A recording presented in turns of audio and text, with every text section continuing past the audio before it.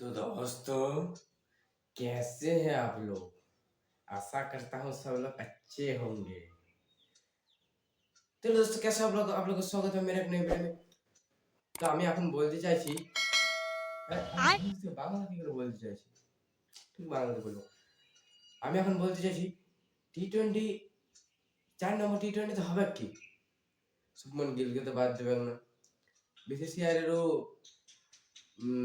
গৌতম গম্ভীরও বড় বেটা, শুভমন গিলকে তো বাদ দেবেন না। সঞ্জু স্যামসনকে তো খেলাবে না। জয়সওয়ালকে তো লেয়াই নাই। সেই শুভমন গিলে খেলবে, যেমন তেমনই।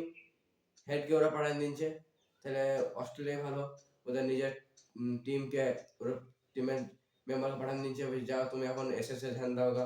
আমি হয়তো পাঠাবে না, শুভমন গিল রেড বল ভালো খেলছে, তা পাঠাবে না।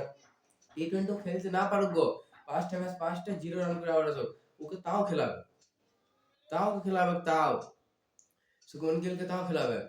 সঞ্জু স্যামসন অসুন্দর প্লেয়ার, সঞ্জু স্যামসনের ক্যারিয়ার মানে খতম, আর সঞ্জু স্যামসনের কিছু নাই।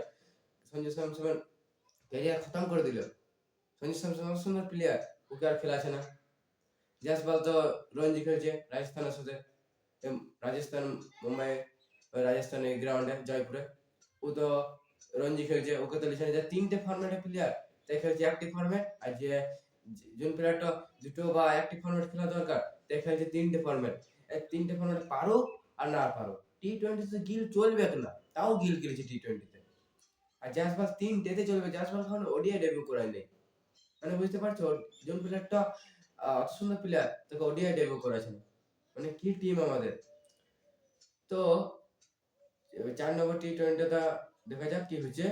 তারপরে মোটামুটি আমার টিম সব ঠিকই আছে। যদি গিলকে বাদ দিন দিতে, যেমন সঞ্জু স্যামসনকে খেলায়, তো আমি তো খুব খুশি হতাম গিলকে যদি বাদ দিন দিতে।